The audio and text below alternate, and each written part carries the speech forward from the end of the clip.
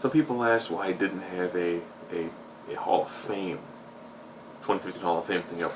I just finished watching it recently. I mean, it's 4 hours.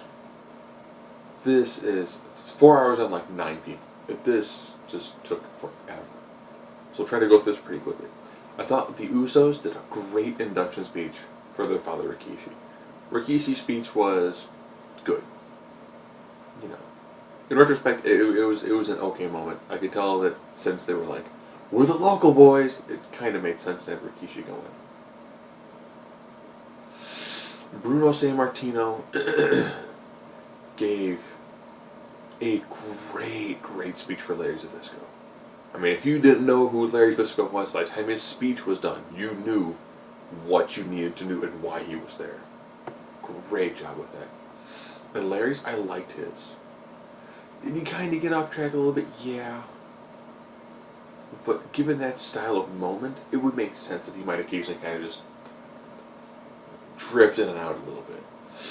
But his end soliloquy about how he went from being a fan with a boyhood dream of becoming a wrestler to becoming a wrestler to becoming a legend to being able to leave the ring and become a fantastic commentator while still wrestling, and then to do all that and come back full circle to becoming a fan. It's just beautiful. It's a great section of speech. Very, very well done. Natalya inducting Alundra. Again, another very good job. She was short and to the point. And then Alundra Blaze came out and more or less great job when it came to discussing your history.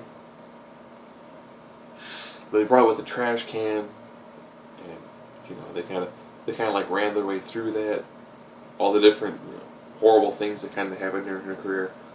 They did a good job with it. I thought she did a really solid job.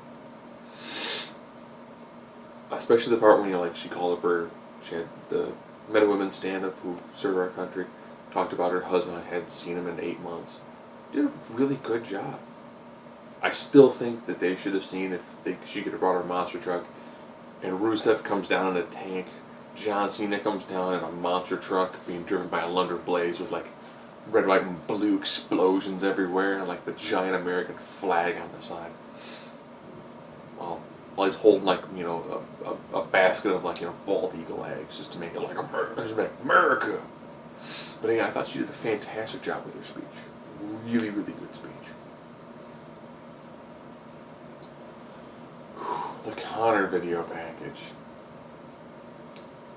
Yeah, I watched WWE 24 when they did the first one about WrestleMania 30, which is all about Connor. So I've seen a lot of that video package multiple times, and it's still, it's heart-wrenching. When it's done, I grabbed my daughter Liz and I kind of gave her a little extra tight hug. There's a lot of pain going on there. Dano did her spot, Warrior's wife. Just great. Really heartfelt, really impactful. Daniel Bryan came out, again, did a fantastic job. I watched it later, so I think they did edit out 1 or 2 sentences from his speech, but again, great part. When the dad came out, you could tell he really didn't know what to say or what to do. I think he did a great job with, trying to deal with the moment and everything that's going on around him. Bringing out the brother who said, "I love you, Connor." It was just kind of where do you go from here? You've had this 2 giant emotional swells of all right, where do you go from here? John Laurinaitis and the Bushwhackers. The Bushwhackers did a predominantly character, did a pretty good job. I thought they had probably the hardest spot on the card. But since they were able to take everybody from everybody crying to we'll get Bret Hart to do this. People have to kind of look, Bret Hart, he did Bushwhacker 1. And everyone kind of lightened the mood tremendously. And I was that was good. That was good. I'm not even going to try to pronounce the Japanese guy they brought in. I remember watching some of his matches in early WCW. The guy was a fantastic wrestler. English not being his primary language, his speech was very, very, very hard to watch. Probably because he doesn't know the language. I kept on thinking, maybe he should have given his speech and had an interpreter. Maybe he should have delivered his speech and the person translating from Japanese to English should have been Hideo Itami or Kenta, depending on when you know him from. I thought that would have been a fantastic one to have the two of them up there and really kind of drive home, oh, this guy, he's an interpreter and he's an awesome wrestler. Flair, great job putting him over. Great job putting him over. And now I get to the part where I probably just really pissed me off at the Hall of Fame. North Savage. No. North Savage? Now? Okay. Hogan did a decent job. It still seemed like he was like, wrestling Savage made me a better wrestler. It's kind of like, okay. I think you kind of tried to still put yourself over a little bit, even though it's Savage. Eddie Poffo, the man who was the genius. People said they hated his speech because he did it in poetic verse. Great job. Oh, fantastic speech. I was like, man, some really solid speeches. I know they said backstage that lots of people were ticked off by the way the Hall of Fame went. And it's like, well, Vince, you do pick these people. It's not like they have a vetting process. It's not like they have this giant, who the fans are going to vote for. It's an actual process that's done pretty much behind closed doors. It's whoever's going to say yes. But I thought it was great to see Savage in the Hall of Fame. And then we go to Schwarzenegger. Yes, Schwarzenegger got billing above Savage.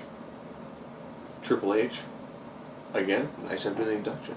I did really love the part where he mentioned, what if Schwarzenegger was a major fan of Bruno Sammartino? Could you imagine Schwarzenegger's professional wrestler? Which, that would have been such a game changer. Because he would have been a fantastic pro wrestler. Then Schwarzenegger did his bit. And you know what? Guy knows how to talk in front of a crowd. Does a pretty good job.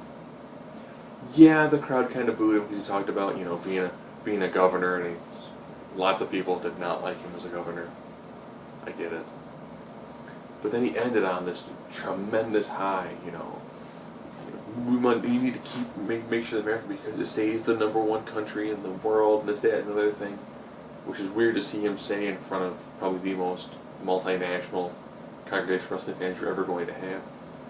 But I was like, man, they should have ended that with like an explosion in the American flag dropping. Maybe he should have been the one to defeat Rusev. Been like, I beat you, Rusev. I'm champion now. Get in the job. Get in the job. And people would have been like, America. That is the American dream right there. Right there from Schwarzenegger. Great job.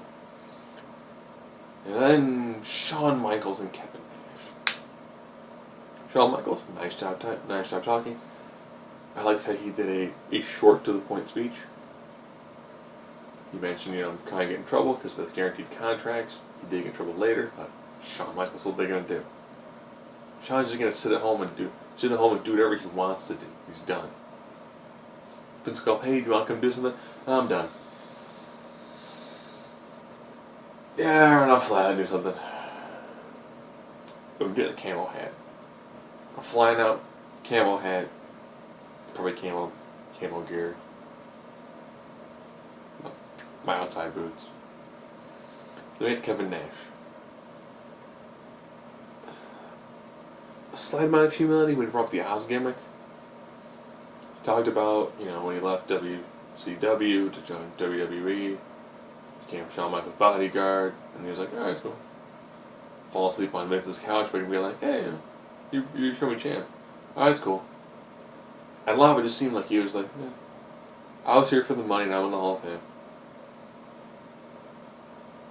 Kevin Nash. And he's like, yeah, I'm done. So ironically, Kevin Nash, and then of course the click came out because that's how you have to end these. So I'm guessing maybe next year X-Pac will headline. You know, they're never going to have China in the top position. So I will say, I think, this is the one where it's going to be kind of weird because, like, the Bushwhackers? I don't think Demolition's in there, but you have the Bushwhackers. Alright. If you were to remove the Bushwhackers, it's like, well, then who do you put in after the Warrior Award bit? Like, maybe you go with the Usos? Maybe? But I was like, well, who do you have to start off the event? Well, you start off with the tag team. It's like, alright, why don't you follow your tag team? Follow your tag team like a legend.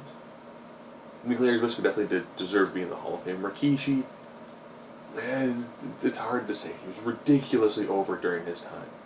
But it's like, lots of single guys have not gotten in the Hall of Fame. The Bushwhackers, their time before the WWE when they were the sheep herders. Oh man, you put those guys in a match against a team of like New Jack and Mustafa, and it would just been a bloodbath from both sides. So their stuff before the E was just huge. In fact, they were a tag team for like 30 years, which is a lot for the longevity of tag teams back in the day. Well, Blaze, yes, definitely a truly legendary career. The Japanese guy, yes, legendary career. It just kind of seemed like he was not one of the odd men out. Schwarzenegger, yeah, hometown. Having Nash headline it, poor choice. I would put Savage on top. I'm well aware that they're like, well, you want someone who's alive for it. If you would have ended with Savage, it would look so much better. They'd been like, we fought long, we fought hard, we had issues with Savage getting him in there. Here he is, he's in the Hall of Fame, and he's the top guy. Instead of having to be below Nash and Schwarzenegger. All in all, it was a good Hall of Fame.